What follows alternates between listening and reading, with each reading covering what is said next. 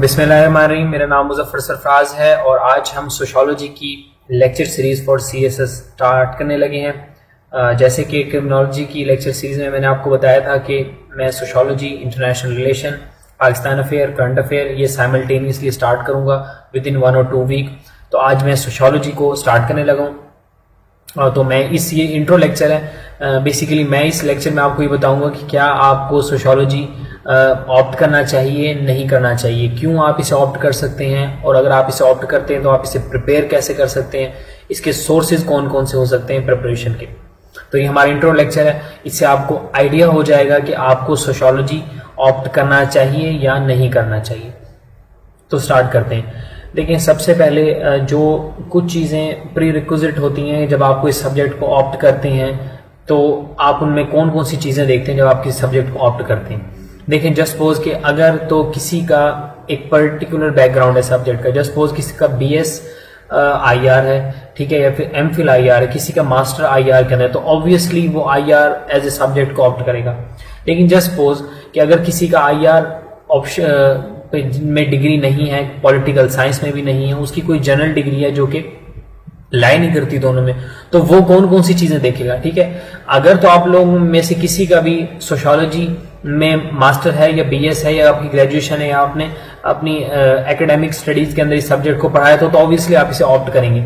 लेकिन उन लोगों के लिए जिनके पास चॉइस है कि वो एंथ्रोपोलॉजी रख सकते हैं, वो पंजाबी रख सकते हैं, वो सोशियोलॉजी रख सकते हैं, या वो कोई और सब्जेक्ट रख सकते हैं, या फिर कोई रीजनल लैंग्वेज है वो उनमें से कोई ऑप्ट कर सकते हैं, तो उनके लिए क्या ऑप्शन है एज ए सब्जेक्ट की सोशियोलॉजी को ऑप्ट करने की। देखें, एक तो सबसे जो अच्छी बात है, क्योंकि हमने इसमें PhD नहीं करनी होती, हमें प्रोफेसर नहीं बनना होता। एट द एंड आपका गोल ये होना चाहिए कि आपकी एलोकेशन होनी चाहिए।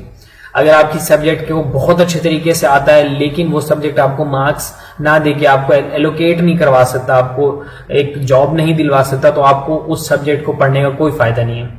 ठीक है, तो स्कोरिंग के लिए आपके लिए जरूरी है कि उस सब्जेक्ट का जो सिलेबस है वो थोड़ा होना चाहिए, शॉर्ट होना चाहिए। ठीक है, तो जो सोशियोलॉजी एज सब्जेक्ट है इसका शॉर्ट सिलेबस है, यानी कि अगर आप इसको कवर करना चाहें तो टोटल इसके 12 टॉपिक इन्होंने दिए हुए हैं, जिसमें सिवाय एक टॉपिक है जो कि theories of theoretical perspective of sociology, यानी कि थ्योरीज ऑफ सोशियोलॉजी है। उसके अलावा बाकी एक टॉपिक और भी निकाल दें, इनके सोशल प्रॉब्लम्स ऑफ पाकिस्तान। ठीक है, इन 2 टॉपिक्स को अगर आप निकाल दें तो उसके बाद आपके पास सिर्फ 10 टॉपिक्स हैं इसके। ठीक है, क्योंकि जो थ्योरेटिकल पर्सपेक्टिव ऑफ सोशियोलॉजी है वो इसलिए अहमियत के हामिल होते हैं क्योंकि डायरेक्ट क्वेश्चन तो बहुत कम आता है, 1-2 आ जाते, 1-2 दफा आए हैं, लेकिन इनको आप लिंक कर सकते हो। जब जस्ट सपोज कि अगर आप किसी इश्यू के ऊपर बात करते हो तो आप थ्योरेटिकल पर्सपेक्टिव देते हो, सेम एज इट इज जैसे कि आप IR में करते हो।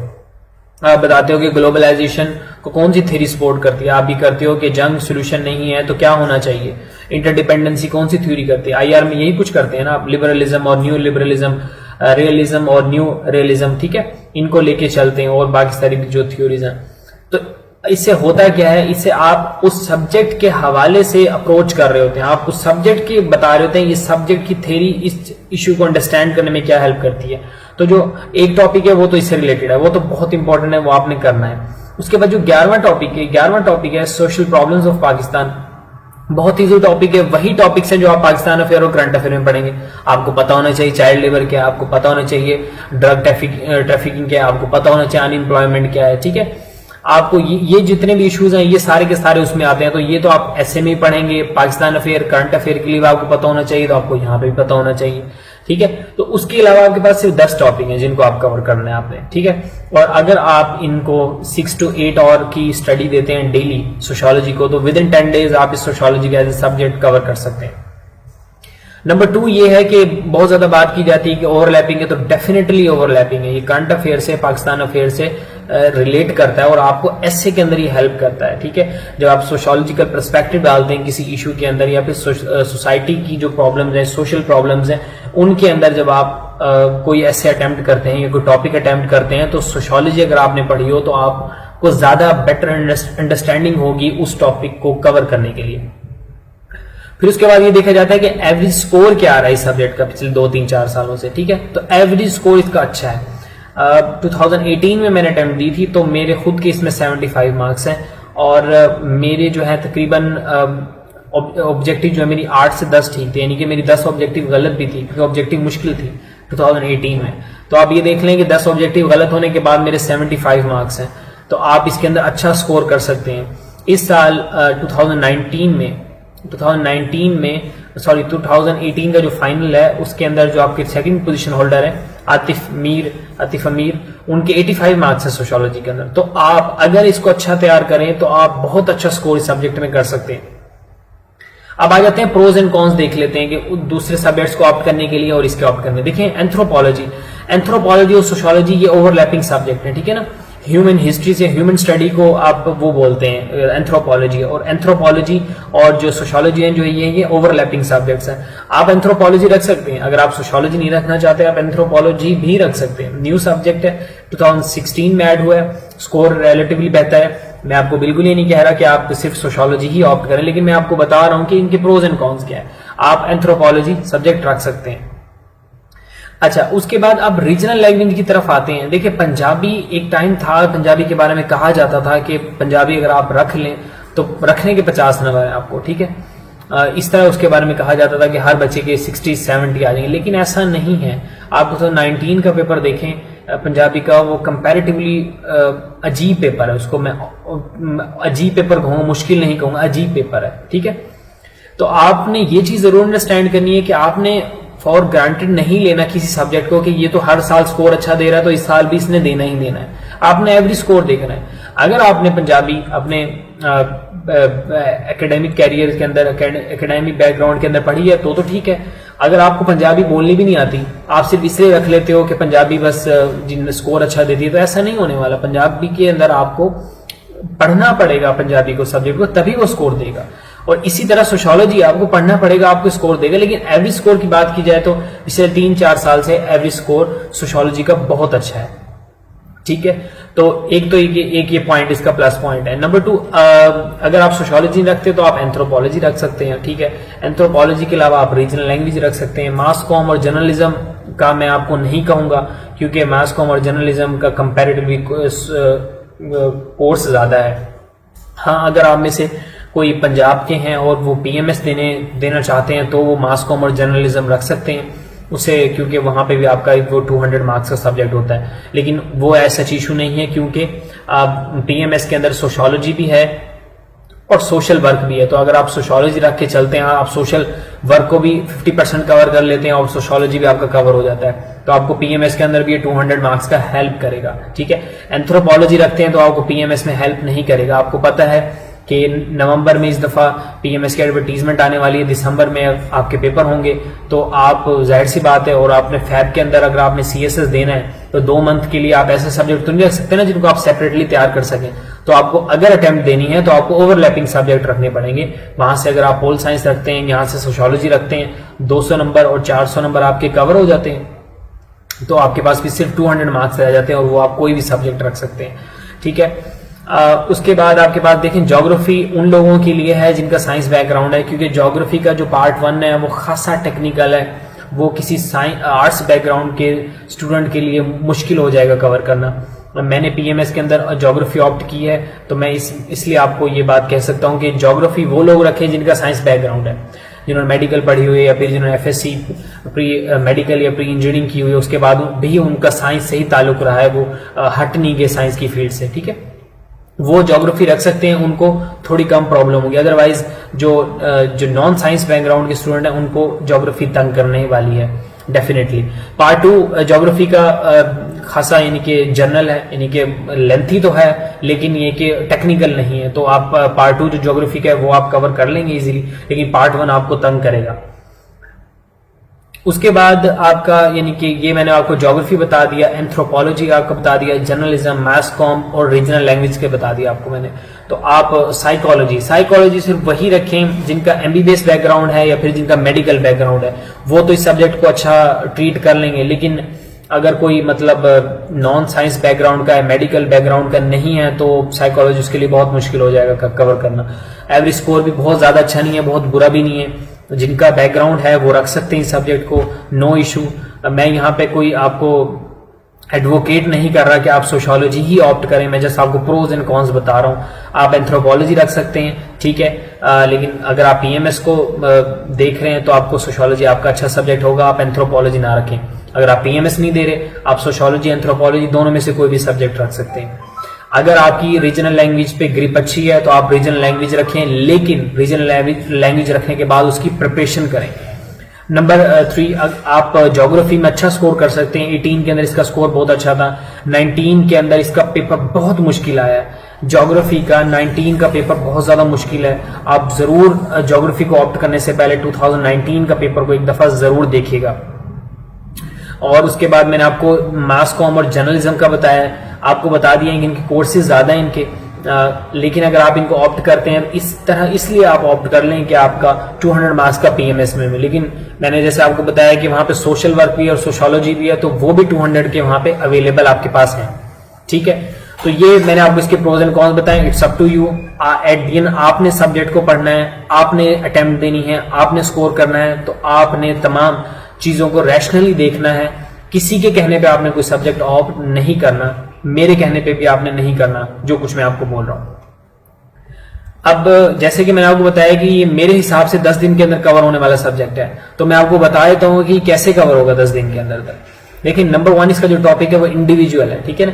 इंडिविजुअल एक इंसान का क्या सोशल बिहेवियर होता है, उसकी सोशलिटी क्या होती है, सोशल एबिलिटी क्या होती है उसकी, ठीक है। इसके ऊपर बहुत थोड़ा सा है, इसके ऊपर कभी क्वेश्चन नहीं आता सिंगल के ऊपर, तो आपने इसको रीड करना है, आपका इंट्रो लेक्चर है।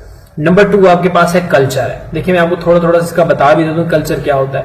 देखिए, कल्चर क्या होता है, culture is what we are. ये मेलवर ने कहा था, मेलवर एक सोशियोलॉजिस्ट था, उसने कहा था कि culture is what we are, यानी कि जो हम हैं, जिस तरह हम रहते हैं, जिस तरह हम खाते हैं, जिस तरह हम पीते हैं, जो हम पहनते हैं, जो हमारा रहन सहन है, यानी कि हम कल्चर है। एक इंसान चलता फिरता कल्चर है, यानी कि मैं अगर पाकिस्तान के अंदर फिर रहा हूं तो मैं एक कल्चर को रिप्रेजेंट कर रहा हूं, मैं जो कुछ एक्ट कर रहा हूं, जो मैं बिहेव कर रहा हूं, वो सारा कल्चर है।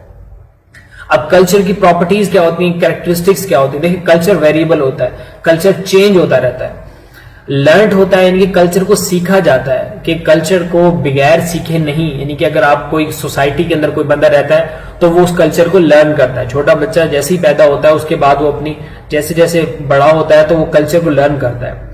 कल्चर सोशल होता है, सोशल इन नेचर होता है, ये एंटी सोशल नहीं हो सकता। एंटी सोशल बिहेवियर से कभी भी आप कल्चर को लर्न नहीं कर सकते। कल्चर शेयर्ड होता है, यानी कि शेयर किया जाता है, और ट्रांसमिसिव होता है, यानी कि ये ट्रांसफॉर्म होता है एक जनरेशन से दूसरे जनरेशन में। जो मेरे वालिदैन ने जो कुछ अपने वालिदैन से सीखा था, मैं उनसे सीख रहा हूं, तो इसका मतलब ट्रांसमिसिव इन नेचर है, एक जनरेशन से दूसरी जनरेशन में ट्रांसफॉर्म होता है। डायनामिक होता है, कभी स्टैटिक नहीं होता, यानी कि ये रुक नहीं जाता।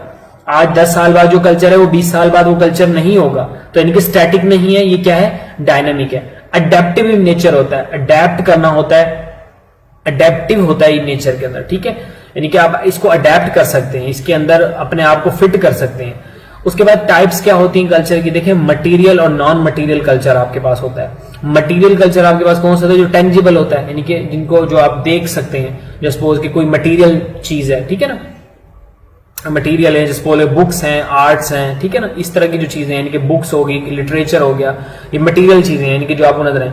और जो नॉन मटेरियल आपके पास क्या होगा, कल्चर, सोशल वैल्यूज, नॉर्म्स जो होती हैं, ये आपके पास कल्चर्स के अंदर आएंगे, बिलीव्स होंगे। उसके बाद इसके फंक्शंस क्या होते हैं, देखिए ट्रांसफर्स ऑफ नॉलेज, यानी कि नॉलेज को ट्रांसफर करता है वन जनरेशन से दूसरी जनरेशन में। डिफाइन सिचुएशन, देखिए कल्चर आपको ये बताता है कि इस सिचुएशन में आपने क्या करना है, इस सिचुएशन में क्या करना है। कोई बंदा मर जाए तो हंसना नहीं है, बंदा मर जाए तो रोना है, ठीक है। कोई आपसे आए तो आपने मिलना है उससे, ठीक है। किस सिचुएशन के ऊपर क्या बिहेव करना है ये आपको कल्चर बताता है, यानी कि डिफाइन सिचुएशन एक सिचुएशन को डिफाइन करता है। 10 सिचुएशन के अंदर आपको बताता है आपने कैसे बिहेव करना है। किसी की बीमार के पास जाना है तो आपने कैसे बिहेव करना है, किसी से फ्रेंड से मिलना है तो कैसे मिलना है, ठीक है। तो आपको क्या बताता है, कल्चर, ये सारी चीजें आपको बताता है। उसके बाद ये प्रोवाइड बिहेवियर पैटर्न, कि हमारा पर्टिकुलर सिचुएशन के अंदर क्या हमारा बिहेवियर होना चाहिए, ये आपको कल्चर बताता है। मोल्ड्स पर्सनैलिटी, देखें एक एंटी सोशल पर्सन, यानी कि जो सोशल नहीं है, ठीक है, यानी कि सोसाइटी से ताल्लुक नहीं रखता, तो ऑब्वियसली उसके अंदर कल्चर भी ऑप्ट नहीं होता। तो जब वो कल्चर को ऑप्ट नहीं करता तो उसकी पर्सनैलिटी बिल्कुल भी अच्छी नहीं होती। आप कल्चर के अंदर, कल्चर ही आपकी पर्सनैलिटी को मोल्ड करता है। कल्चर ही आपको बताता है कि अब आप स्कूल के नहीं, अब आप कॉलेज के हैं, तो आपने कैसे ड्रेसिंग करनी है, अपने आप को कैसे कंडक्ट करना है। फिर आप जब यूनिवर्सिटी में जाते हैं तो कल्चर आपको बताता है कि वहां पे क्या कल्चर है। आप किसी बिजनेस एंटिटी में या बिजनेस ऑर्गेनाइजेशन में या बिजनेस कंपनी के अंदर जाते हैं तो कल्चर आपको बताता है वहां कैसे ड्रेसिंग करनी है। आप किसी मीटिंग के अंदर होते हैं तो कल्चर आपको बताता है कि वहां आपने कोई प्रेजेंटेशन देनी है तो आपने किस तरीके से देना है। तो ये कल्चर आपको क्या बताता है, आपकी पर्सनैलिटी को मोल्ड करता है। और उसके बाद जो कल्चर के अंदर जो एलिमेंट्स आते हैं वो norms, values, belief, sanctions, custom. Sanctions आपको पता है रिवार्ड और पनिशमेंट्स होती हैं। अगर कोई आप एंटी सोशल बिहेवियर करेंगे तो आपको पनिशमेंट मिलेगी, लेकिन अगर आप कोई काम करेंगे जो कल्चर की डोमेन के अंदर आएगा तो आपको अवार्ड मिलेगा। कस्टम, हमारे पास कस्टम जो हमारी वैल्यूज होती हैं, जैसे हम किसी से मिलते हैं तो अस्सलाम वालेकुम कहते हैं, ठीक है। हिंदू मिलते हैं तो उनका कल्चर डिफरेंट है, तो उनकी कस्टम्स भी डिफरेंट है, ठीक हो गया। इसके बाद नॉर्म्स, वैल्यूज और बिलीफ। देखिए थोड़ा लेंथी हो जाएगा क्योंकि इंट्रो लेक्चर है, तो मैं आपको बस थोड़ा थोड़ा बता रहा हूं। नॉर्म्स आपको बेसिकली बताती हैं आपने क्या करना चाहिए और आपने क्या नहीं करना चाहिए, ठीक है। जस्ट सपोज के ये आपके पास एक नॉर्म्स है कि आपने एग्जाम देने जाना है तो ऑनेस्टी से आपने तैयारी करनी है और क्या ये करना चाहिए। नहीं, एग्जाम है तो आपको अच्छे से पढ़ना चाहिए, लेकिन क्या नहीं करना चाहिए वो ये है कि आपको चीटिंग करके मार्क्स नहीं लेने। तो नॉर्म्स आपको ये हैं। वैल्यूज आपकी क्या है, जैसे पाकिस्तान की क्या वैल्यूज हैं, पाकिस्तान की वैल्यूज हैं, पाकिस्तान की एक वैल्यू है पाकिस्तान हॉस्पिटैलिटी, पाकिस्तान की वैल्यूज में शामिल होते हैं कि पाकिस्तान के लोग बड़े हॉस्पिटैलिटी इनकी मशहूर है, तो ये हमारी वैल्यूज हैं। बिलीव्स वो होते हैं जो कि रिलीजियस भी हो सकते हैं, नॉन रिलीजियस भी हो सकते हैं। जस्ट सपोज मैं कहूं गॉड इज वन, ये मुस्लिम्स का एक बिलीफ है, ठीक है ना, ठीक है। अल्लाह ताला एक है, तो ये हमारा क्या है, एक बिलीफ है। तो ये रिलीजियस भी हो सकते हैं, नॉन रिलीजियस भी हो सकते हैं, ठीक हो गया। उसके बाद कल्चर एंड सोशलाइजेशन, यानी कि एक इंसान का वो फिनोमिना जिससे वो सोशल होता है उसको सोशलाइजेशन कहते हैं। और सोशलाइजेशन का कल्चर के साथ क्या रिलेशन है, ठीक है। आपके पास सोशलाइजेशन फॉर्मल भी हो सकती है और इनफॉर्मल भी हो सकती है। ट्रांसमिशन ऑफ कल्चर, यानी कि कल्चर ट्रांसफॉर्म कैसे होता है, ठीक है। उसकी डिफरेंट टेक्निक्स हैं, वो हम ऑब्वियसली जब लेक्चर देखेंगे तो डिटेल में देखेंगे। कल्चर रिलेटिविज्म क्या होता है, देखिए रिलेटिविज्म क्या होता है। जस्ट रिलेटिव का मतलब क्या होता है, यानी कि कंपैरिजन। कंपैरिजन मीन क्या, आप एक चीज को किसी दूसरे चीज के तराजू के साथ तोलते हैं, ठीक है। अगर मैं अपने कल्चर को किसी और कल्चर के पर्सपेक्टिव से देखूंगा तो कल्चर रिलेटिविज्म कहलाएगा। कोई और अपने कल्चर को मेरे कल्चर के हिसाब से देखेगा तो ये भी कल्चर रिलेटिविज्म कहलाएगा, ठीक हो गया। देखिए मैं आपको बार बार बता रहा हूं कि मैं जस्ट आपको इंट्रो दे रहा हूं कि ये चीजें कितनी आसान है, मतलब मैंने कि आपको बोल के बता रहा हूं ताकि आप ये जो पहला लेक्चर सुन लें तो आपको ये आइडिया हो जाए कि आपने इस सब्जेक्ट को ऑप्ट करना है या नहीं करना। अगर आपने ऑप्ट करना है तो मैं आपको इस चीज की श्योरिटी दे रहा हूं कि विद इन 10 to 12 डेज मैं अगर ये लेक्चर डिलीवर करूंगा, आप इनको एक दफा पढ़ लें, आपका ये सब्जेक्ट कहीं नहीं जाता, ठीक है। उसके बाद देखिए सब कल्चर क्या है। देखिए सब कल्चर की आप सारी चीजें छोड़े, मैं आपको एक बहुत ही आसान सी डेफिनेशन बताता हूं। Culture with in a culture, उसको क्या बोलते हैं, सब कल्चर बोलते हैं। मैं आपको छोटी सी एग्जांपल देता हूं। देखिए कैलाश के जो लोग हैं वो यहीं पे रहते हैं ना, लेकिन कैलाश के लोग, अब हम जब कोई मुसलमानों का कोई बंदा मर जाता है तो वो रोते हैं ना। कैलाश के अंदर ये कल्चर है कि वहां पे जब किसी की डेथ हो जाती है तो वो खुशी मनाते हैं। वो बॉडी को बीच में रख के उनके घर एक पर्टिकुलर उनका डांस फॉर्म होता है। अगर आप कहीं कभी गए हो तो आप देखिएगा उनकी, तो वहां पे बीच में वो रख के उसके गिर्द वो डांस करते हैं, यानी कि वो खुशी मनाते हैं। तो देखो एक कल्चर क्या है कि यानी कि हम रोते हैं, और एक कल्चर क्या है कि वो डेथ के ऊपर खुश होते हैं। तो culture with in a culture आपके पास क्या कहलाएगा, सब कल्चर कहलाएगा, ठीक है। इतनी आसान सी डेफिनेशन थी। ये दो इंतहाई इंपॉर्टेंट टर्म है, एथनोसेंट्रिज्म एंड जीनोसेंट्रिज्म। 2018 के अंदर क्वेश्चन आया था और मैंने इसे अटेम्प्ट भी किया था, एथनोसेंट्रिज्म और जीनोसेंट्रिज्म। देखिए क्या होता है एथनोसेंट्रिज्म। मैं अगर ये कहूं कि मेरा कल्चर सुपीरियर है, आपका कल्चर इंफीरियर है, यानी कि मेरा कल्चर आपसे अच्छा है, आपका कल्चर बुरा है, तो इसको बोलेंगे एथनोसेंट्रिज्म। ये आजकल फिनोमिना कराची के अंदर बहुत चलता है, मैं फलां, मैं मुहाजिर, तुम मुहाजिर नहीं, ठीक है, इस तरह के। तो ये वाला जो एथनोसेंट्रिज्म है ये आपके पास एक टसल का बाइस भी बनता है। तो कराची के पर्सपेक्टिव से ही 2018 में क्वेश्चन आया था।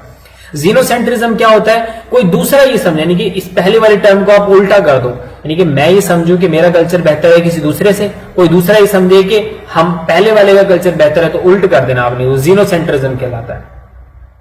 उसके बाद होता है कल्चर लैग। बेसिकली जो लैग है ना, ये वर्ड ये होता है कि पीछे रह जाना, यानी कि आप इसको इस तरह याद रखें, लैग मीन पीछे रह जाना। अब होता क्या है, देखें जब कल्चर चेंज आता है वो किसी सोसाइटी के अंदर बहुत जल्दी से आता है, किसी में बहुत जल्दी से नहीं आता। जस्ट सपोज कि अगर आपके पास अर्बन कम्युनिटी है, अर्बन सोसाइटी है, तो उसके अंदर क्या होगा, यानी कि जीन्स की पैंट पहले शहरों में पहनी जाएंगी कि देहात में पहनी जाएंगी? पहले शहरों में पहनी जाएंगी, ठीक है। मोबाइल फोन पहले शहरों में आएगा कि देहात में आएगा? ट्रांसपोर्टेशन का सिस्टम पहले शहर में आएगा या देहात में आएगा, ठीक है। इसी तरीके से हर चीज का ले लो आप, कोई भी चीज आपने लेनी है, communication system, internet system, education system, ठीक है, कुछ भी आप ले लें, सबसे पहले वो कि एक पर्टिकुलर सोसाइटी में आता है, कम्युनिटी में आता है, फिर दूसरी कम्युनिटी में आता है। अब होता क्या है कि कल्चर लैग, यानी कि जो सोसाइटीज, जो कम्युनिटीज पीछे रह जाती हैं कल्चर के अंदर, ठीक है ना, उनके लिए कल्चर लैग की टर्म इस्तेमाल करते हैं। हाई कल्चर, पॉपुलर कल्चर किसे बोलते हैं? देखें, हम कहते हैं यार जो गोल्फ है ना, ये अमीरों का मतलब एक स्पोर्ट है, तो यानी कि जो लोग गोल्फ खेलते हैं हम कहते हैं यार ये बड़े अमीर हैं, तो इनको बोले क्या? हाई कल्चर है। गली मोहल्ले में क्रिकेट खेलने वालों को लो कल्चर कहेंगे। पॉपुलर कल्चर क्या है? आजकल जीन्स पहनी जाती है हर जगह, तो ये क्या बन जाएगा? पॉपुलर कल्चर बन जाएगा, ठीक है। गर्मियों में शॉर्ट्स पहने जाते हैं, तो ये क्या बन जाएगा? पॉपुलर कल्चर है आपके पास ये कैप्स ली जाती हैं सर्दियों में, सर्दी से बचने के लिए, तो ये पॉपुलर कल्चर बन जाता है, ठीक हो गया। मल्टी कल्चर किसे बोलते हैं? मल्टी कल्चरिज्म, यानी कि मल्टी मीन क्या होता है? एक से ज्यादा, कल्चरिज्म यानी कि अगर किसी सोसाइटी में एक से ज्यादा कल्चर रहते हैं तो उसको मल्टी कल्चरिज्म बोलते हैं। एसिमिलेशन यानी कि एसिमिलेट को बोलते हैं कि यानी कि मिल जाना। एसिमिलेशन ऐसा फिनोमिना जिसके अंदर एक या एक से ज्यादा कल्चर आपके पास क्या होते हैं? मिलजुल के रहते हो, ठीक है। यानी कि एक कल्चर के अंदर अगर कोई रहता हो तो दूसरा कल्चर वहां पे आता है तो उनकी वो कैरेक्टरिस्टिक्स को, उनकी प्रॉपर्टीज को अडॉप्ट कर लेता है, तो उसको एसिमिलेशन कहते हैं, यानी कि एसिमिलेट हो गए दोनों कल्चर, ओके। उसके बाद हमारे पास देखें सोसाइटी है आपके पास। देखें सोसाइटी आपके पास क्या, अगर मैं इसकी बिल्कुल आपको एग्जैक्ट डेफिनेशन अगर आपको सिंपल वर्ड्स में समझाऊं तो आप इसको यूं कह सकते हैं, a place with a designated border where people live, interact and share a culture, ठीक है। एक डेजिग्नेटेड बॉडी होती है, हम कहते हैं पाकिस्तानी सोसाइटी, तो पाकिस्तानी सोसाइटी की क्या एक डेजिग्नेटेड बॉर्डर है? बिल्कुल है। पीपल जो यहाँ पे रहते हैं वो आपस में इंटरेक्ट करते हैं, बिल्कुल करते हैं। और क्या इनका एक कल्चर भी है? बिल्कुल कल्चर है। क्या ऐसा तो नहीं है ना कि आपका कल्चर आपके हमसाये का कल्चर मुख्तलिफ है, ठीक है। कुछ डिफरेंसेस पाए जा सकते हैं, which is the part of the culture characteristics, उनकी मैं बात नहीं कर रहा, लेकिन क्या आपको और आपके हमसाये का कल्चर मुख्तलिफ है? नहीं है, ऐसा नहीं है। तो क्या जब आप अपने हमसाये से इंटरेक्ट नहीं करते, क्या आप अपने दूसरे शहर में रहने वाले लोगों से इंटरेक्ट नहीं करते? तो इंटरेक्शन भी है। तो क्या पाकिस्तान का एक डेजिग्नेटेड बॉर्डर है ना, हमारी एक, जिसको हम IR के अंदर सॉवरेनिटी बोलते हैं, यानी कि विद इन द बॉर्डर क्या हमारे हम सॉवरन है, हम उसमें कुछ भी करें, तो वो तभी होता है ना जब आपका डेजिग्नेटेड बॉर्डर होता है। तो ये हमारी सारी चीजें प्रॉपर्टी पाई जाती हैं, इसलिए पाकिस्तान को आप कह सकते हैं कि पाकिस्तानी सोसाइटी, ठीक है। एक चीज आपने याद रखनी। उसके बाद क्या होता है कि अब ऑब्वियसली एक सोसाइटी कौन बनाता है? सोसाइटी ह्यूमन से बनती है, एक इंडिविजुअल बनती है। इंडिविजुअल मिलते हैं तो क्या बनती है? सोसाइटी बनती है। तो इंडिविजुअल का सोसाइटी के साथ क्या रिलेशन बनता है? ये आपकी दूसरी प्रॉपर्टी है, ठीक है। और यहां पे पहले इन्होंने कहा हुआ है कि कैरेक्टरिस्टिक्स कौन कौन सी हो सकती हैं, तो मैं आपको बता देता हूं हल्का सा कि देखें, जब एक से ज्यादा लोग रहते हैं किसी भी सोसाइटी के अंदर, तो उनके अंदर लाइकनेस भी होती है, उनके अंदर डिफरेंसेस भी हो सकती हैं, उनके अंदर कॉपरेशन भी हो सकती है, उनके अंदर कॉन्फ्लिक्ट भी होते हैं। वो डायनामिक भी हो सकते हैं, वो स्टैटिक भी हो सकते हैं, उनकी नेचर परमानेंट भी हो सकती है, वो एक दूसरे पर डिपेंड कर भी रहे होते हैं, वो एक दूसरे पर डिपेंड नहीं भी कर रहे होते। उनकी पॉपुलेशन होती है, ठीक है। उनका एक रहने का एक तरीका होता है, कोड ऑफ कंडक्ट होता है जिसको हम बोलते हैं, सोशल एबिलिटी होती है, सोशलाइजेशन होती है, ठीक है। उसके इंस्टीट्यूशन होते हैं। तो ये क्या है जी, इनकी कैरेक्टरिस्टिक्स है। मैं आपको ऊपर से बता रहा हूं, इंशाल्लाह जब मैं लेक्चर कवर कराऊंगा तो मैं आपको बहुत डिटेल के अंदर सारे टॉपिक्स पढ़ाऊंगा। उसके बाद आपके पास क्या है? कम्युनिटी, ठीक है ना। कम्युनिटी देखिए, एक सोसाइटी के अंदर एक से ज्यादा कम्युनिटी रह सकती है। आपको मैंने बताया ना कि देखिए, Muslim community, Hindu community, Christian community, ठीक है। आपके पास internet community, health community, employment community, learning community, ठीक है। ये सारी कम्युनिटी पाई जाती है, फैमिली कम्युनिटी, तो ये आपके पास हो गया। उसके बाद कोई दो थ्योरीज हैं जो इससे रिलेटेड हैं, जिनको बोलते हैं ऑर्गेनिज्म थ्योरी, और उसके बाद आपके पास जो कि हमें ना बेसिकली ना वो एवोल्यूशन से रिलेटेड करती है, जो होगी तो मैं आपको डिटेल में बताऊंगा। अब आपके पास सोसाइटी है, हंटिंग एंड गैदरिंग सोसाइटी थी, फिर उसके बाद herding and advance herding society I, फिर उसके बाद हॉर्टिकल्चर आई, फिर उसके बाद एग्रेरियन आई, फिर इंडस्ट्रियल आई, और आजकल आपके पास पोस्ट मॉडर्न सोसाइटी चल रही है, ठीक है। तो पोस्ट हमारे पास इंडस्ट्रियल सोसाइटी इस टाइम चल रही है। तो ये सोसाइटी है, आपको डिटेल में पढ़ाऊंगा। सोशल इंटरेक्शन देखें, सोशल इंटरेक्शन कैसे होती है? अब जाहिर सी बात है कि एक सोसाइटी है, उसके अंदर तमाम तो लोग एक जैसे नहीं रहते, मुख्तलिफ क्लासेस हैं। पाकिस्तान में लोअर क्लास भी है, अपर क्लास भी है, तो डिफरेंट क्लासेस बनी हुई हैं, ठीक है ना। तो वो क्लासेस आपस में किस तरह इंटरेक्ट करती हैं, पाकिस्तान के अंदर फ्यूडल सिस्टम क्या है, ठीक है। सोशल मोबिलिटी कैसे, यानी कि अगर लो कल्चर से लो क्लास से कोई हाई क्लास में मूव करता है तो किस तरह मूव करता है, इसको बोलते हैं सोशल मोबिलिटी। आप देख सकते हैं गरीब का बच्चा गरीब तो नहीं रह सकता ना, जरूरी तो नहीं है ना। एक गरीब का बच्चा एक अच्छी एजुकेशन लेके वो मिडिल क्लास तक जाएगा, मिडिल क्लास से वो अपर क्लास तक जा सकता है। तो ये जो सोशल मोबिलिटी होती है, ऊपर से नीचे भी कोई आ सकता है, इतने बुरे हालात हो जाएं कि सारा कुछ तबाह बर्बाद हो जाए, बिजनेस वगैरह, तो वो मिडिल क्लास से लोअर क्लास में आ जाए, हाई क्लास से मिडिल क्लास के अंदर आ जाए, तो इसको बोलते हैं सोशल मोबिलिटी। फिर इसके अंदर हमें ये देखना है कि डिटर्मिनेंट्स क्या है पाकिस्तानी सोसाइटी के ना, यानी कि कौन कौन सी चीजें हैं जो पाकिस्तान की सोसाइटी को डिटरमाइन करते हैं, ठीक है, इनको हम देखेंगे। और कल्चर ऑफ पॉवर्टी, यानी कि कल्चर ऑफ पॉवर्टी किस तरीके से पाकिस्तान के अंदर रोल प्ले कर रहा है सोशल इंटरेक्शन में, ठीक है। उसके बाद देखिए सोशल कंट्रोल है, बहुत आसान से आपको चीज बता रहा हूं। सोशल कंट्रोल क्या होता है? सोशल कंट्रोल ये होता है कि ये कुछ मैकेनिज्म होते हैं जिनसे सोसाइटी इंडिविजुअल के बिहेवियर को कंट्रोल करने की कोशिश करती है।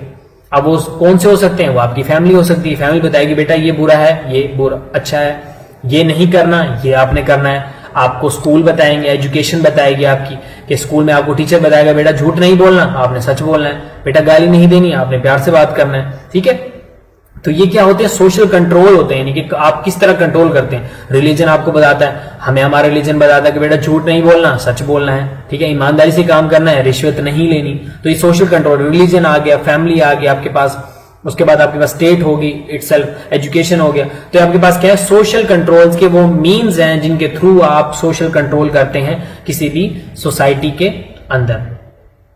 उसके बाद देखें social and culture change and social policy. होता यह है कि जब एक कल्चर के अंदर कोई चेंज आता है, यानी कि सोशल चेंज आता है, कल्चर चेंज आता है, तो ऑब्वियसली उसमें कुछ ना कुछ फैक्टर्स इन्वॉल्व होते हैं। क्यों हो रहा है? जस्ट सपोज के इंडस्ट्रियलाइजेशन हो गई, उसके बाद अर्बनाइजेशन हो गई, मॉडर्नाइजेशन हो गई, और कम्युनिकेशन की जो मीन्स हो गई, इन्होंने पिछले कुछ टाइम के अंदर कल्चर को बहुत ज्यादा चेंज किया। कल्चर इस तरीके से नहीं थे जिस तरह से अब हो गए हैं, ठीक है। तो वो कौन कौन से फैक्टर्स हैं जो इन्वॉल्व होते हैं जब किसी सोसाइटी के अंदर एक कल्चर चेंज आता है, ठीक है, उनको डिस्कस करना है हमें डिटेल के अंदर। और पब्लिक ओपिनियन क्या होती है? देखें, मेरी एक पब्लिक ओपिनियन है कि नैब को खत्म हो जाना चाहिए कि नहीं हो जाना चाहिए, नैब ठीक काम कर रहा है कि नहीं कर रहा, इमरान खान ठीक काम कर रहा है कि नहीं कर रहा, ऑपोजिशन अपना रोल प्ले कर रही है कि नहीं कर रही, कश्मीर पे पाकिस्तान का स्टैंड क्या है, ठीक है। ये मेरी एक पब्लिक ओपिनियन है। पॉवर्टी पे मेरी एक ओपिनियन हो सकती है, महंगाई पे मेरी ओपिनियन हो सकती है, एजुकेशन पे मेरी एक ओपिनियन हो सकती है। तो फॉर्मेशन ऑफ पब्लिक ओपिनियन, ठीक है, यानी कि पब्लिक ओपिनियन ये होती है। अब देखिए कॉन्सेप्ट ऑफ पब्लिक लीडर क्या होता है? पब्लिक लीडर वो होता है जो कि कोई भी एक ऐसा इंसान हो सकता है जो कि किसी इशू को हाईलाइट कर दे, जो किसी एक इशू को इस तरीके से हाईलाइट करे कि वो पब्लिक की नजर के अंदर आ जाए, ठीक है। अब इमरान खान ने करप्शन कह के हर बंदे को बता दिया कि भाई करप्शन होती है पाकिस्तान में।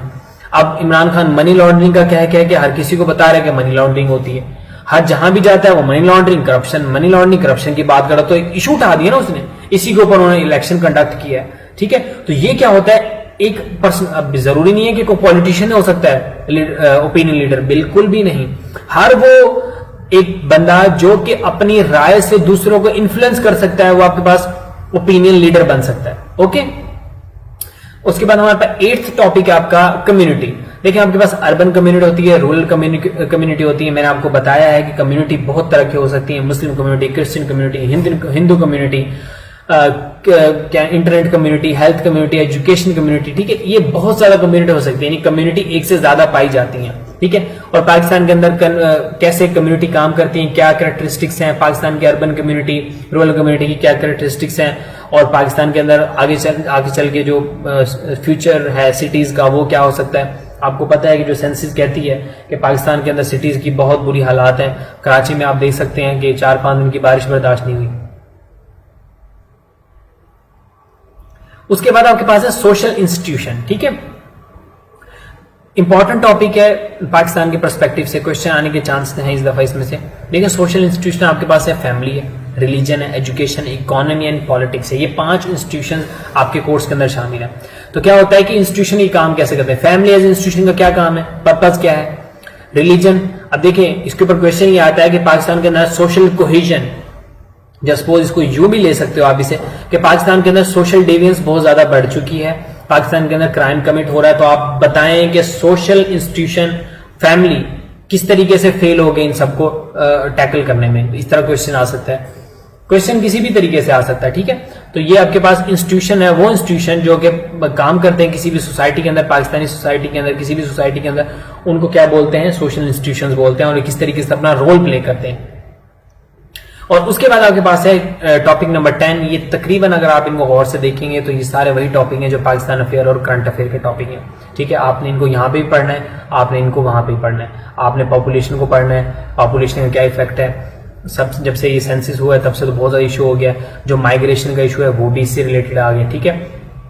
पाकिस्तान के अंदर टेक्निकल एंड वोकेशनल ट्रेनिंग क्या है, deviance, street crime, unemployment, illiteracy, school drop out, smuggling, prostitution, poverty, drug addiction, child labour, abuse, bonded labour, social custom, ठीक है। ये जितने भी चीजें हैं आपने सारे के सारे पढ़ने हैं। Women in Pakistan, violence against women, domestic violence, तमाम के तमाम आपने ये पढ़ने हैं और इंशाल्लाह मैं आपको सब के सब कवर करवाऊंगा। उसके बाद मोस्ट इंपॉर्टेंट टॉपिक इनका जो है, बेसिकली ये टॉपिक मुश्किल नहीं है, ठीक है। आपने इनके रट्टे भी नहीं मारने, ठीक है, आपने इनके रट्टे बिल्कुल भी नहीं मारने। उसकी रीजन ये है कि जब आप इसको क्रैम करेंगे ना, तब ये आपको थ्योरेटिकल पर्सपेक्टिव कभी भी नहीं आएंगे।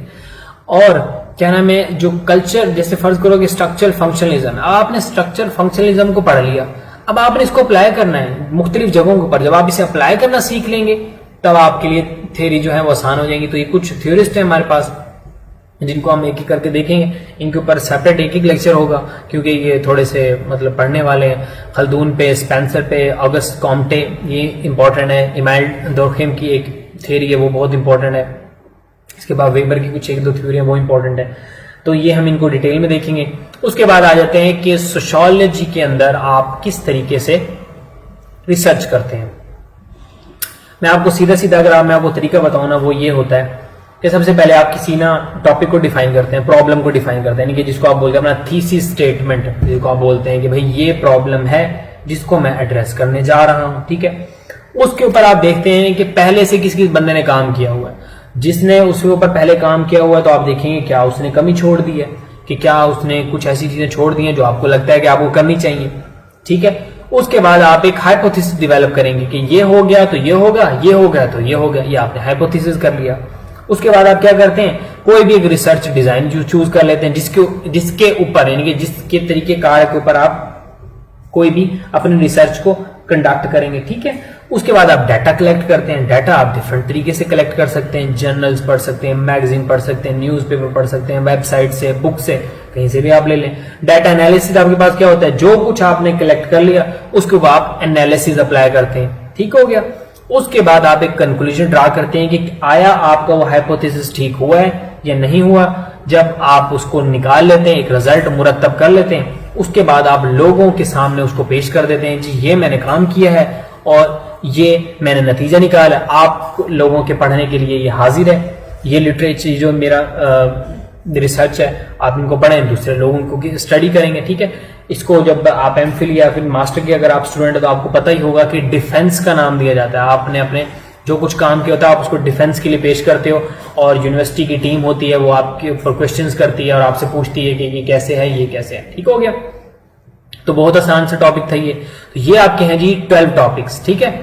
अब आ जाते हैं जी सोर्सेज के ऊपर। देखें बेस्ट तरीका क्या है, मैंने 75 मार्क्स इसके अंदर लिए हैं, ठीक है।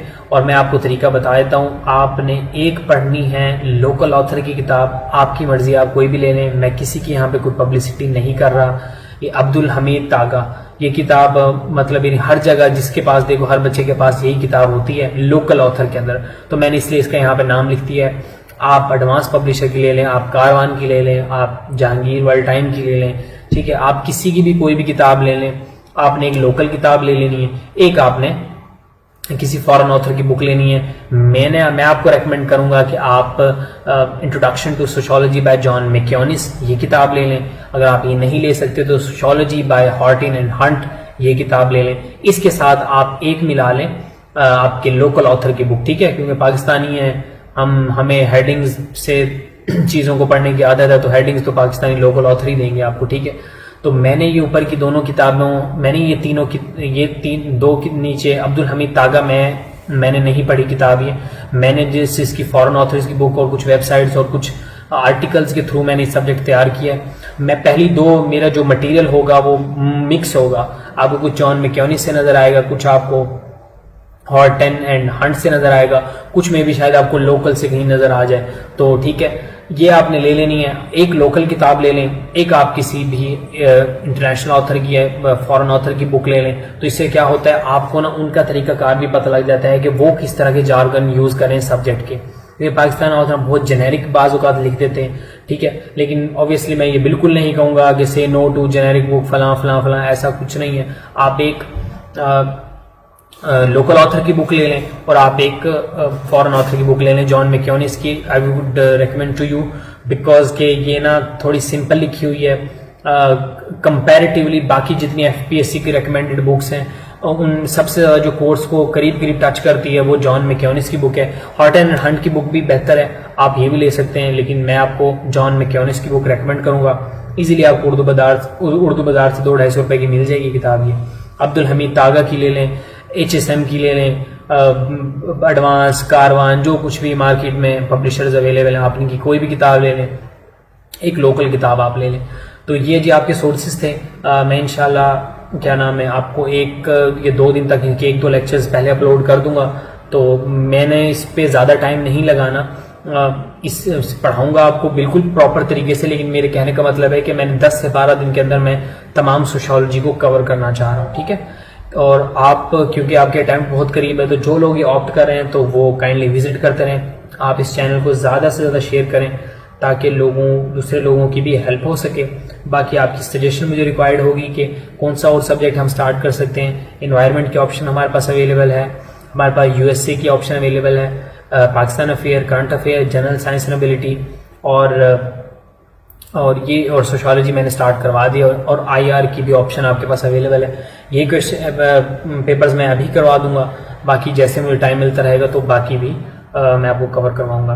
तो चैनल को सब्सक्राइब करें ताकि आपको नोटिफिकेशन मिलता रहे। थैंक यू सो मच, अल्लाह हाफिज़।